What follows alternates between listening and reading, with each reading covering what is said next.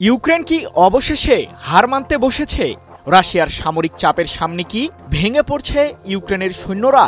কারণ যুদ্ধের ময়দানে রাশিয়ার বিশাল সামরিক বাহিনীর বিরুদ্ধে লড়তে তীব্র সৈন্য সংকটে ভুগছে ইউক্রেন।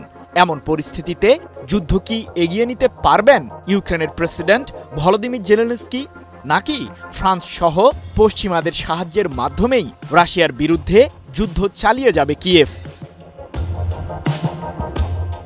রাশিয়ার সামরিক বাহিনীর কাছে যখন একের পর এক পূর্বাঞ্চলীয় এলাকা হারাচ্ছে ইউক্রেন, তখনই জানা গেল ইউক্রেনের সশস্ত্র বাহিনীর বর্তমান অবস্থান।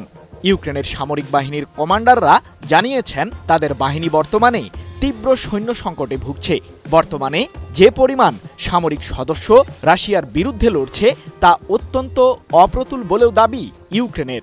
এক প্রতিবেদনে এমন তথ্যই জানিয়েছে ব্রিটিশ বার্তা সংস্থা রয়টার্স।